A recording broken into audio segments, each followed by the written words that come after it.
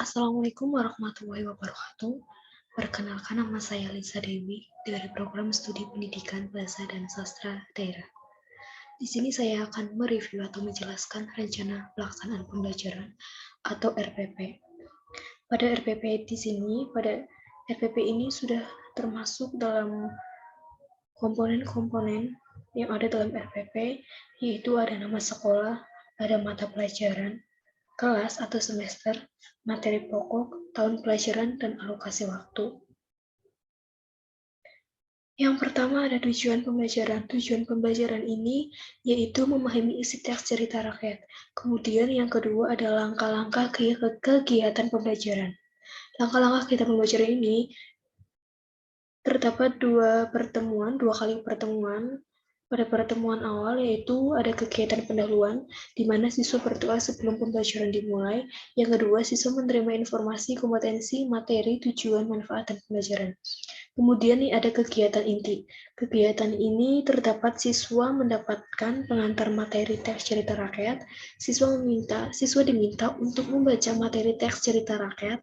Kemudian siswa diberi kesempatan untuk berdiskusi atau bertanya jawab terkait materi cerita rakyat. Kemudian ada bagian ketiga yaitu kegiatan penutup. Kegiatan penutup, siswa bersama guru menyimpulkan pembelajaran, kemudian siswa menyimak informasi mengenai rencana tindak lanjut pembelajaran. Di pertemuan kedua juga sama, seperti pertemuan pertama, ada kegiatan pendahuluan, yaitu siswa berdoa sebelum pembelajaran dimulai, kemudian siswa menerima informasi tentang kompetensi materi, tujuan, manfaat, dan pembelajaran. Kemudian ada kegiatan inti, di mana siswa menerima penjelasan guru tentang cara menentukan isi pokok setiap paragraf dari teks cerita rakyat. Kemudian siswa berdiskusi membahas isi pokok setiap paragraf teks cerita rakyat. Kemudian yang ketiga, siswa menceritakan kembali isi pokok cerita rakyat. Dan yang terakhir ada penutup, yaitu siswa bersama guru menyimpulkan pembelajaran. Kemudian yang kedua, siswa menyimak informasi mengenai rencana tindak lanjut pembelajaran. Selain ada tujuan pembelajaran, langkah-langkah kegiatan pembelajaran, di sini juga ada penilaian, di mana penilaian ini mencakup tiga penilaian, yaitu ada penilaian pengetahuan, sikap, dan keterampilan. Penilaian pengetahuan ini menggunakan tes tertulis berupa uraian. Kemudian penilaian sikap ini berupa bertanggung jawab, disiplin, sopan santun dalam melaksanakan proses pembelajaran.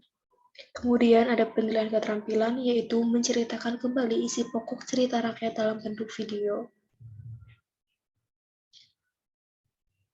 Dilanjut untuk lampiran. Ada penilaian, pembelajaran, remedial, dan pengayahan. Ada dua, yaitu yang pertama ada teknik penilaian.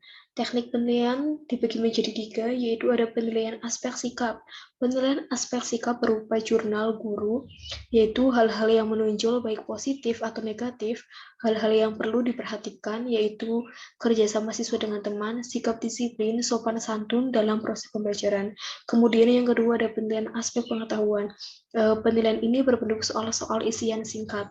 Kemudian yang ketiga ada penilaian aspek keterampilan, yaitu dengan menggunakan teknik penilaian tes praktik. Kemudian yang kedua ada instrumen penilaian. Instrumen penilaian ini juga dibagi menjadi tiga. Yang pertama ada penilaian aspek sikap berupa jurnal guru, seperti pada kolom ini.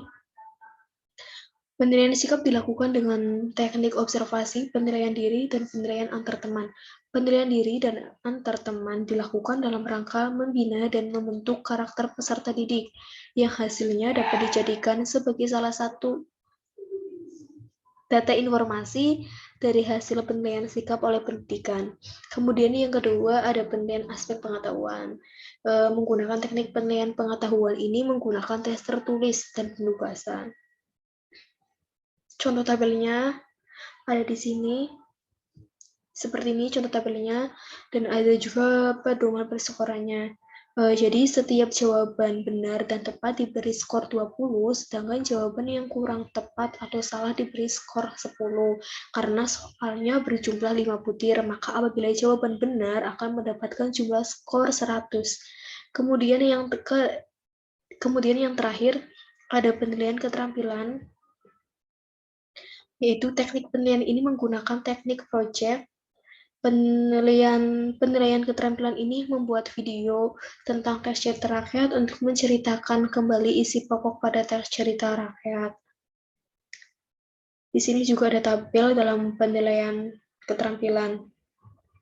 Ada juga media, alat, dan sumber pembelajaran, yaitu dengan menggunakan tes cerita rakyat, lembar kerja siswa atau LKS, dan sumber belajar lain dari internet, serta dari buku-buku yang berada di perpustakaan atau dari buku yang disediakan oleh pihak sekolahnya. Kemudian, review yang saya paparkan, kurang lebihnya mohon maaf. Wassalamualaikum warahmatullahi wabarakatuh.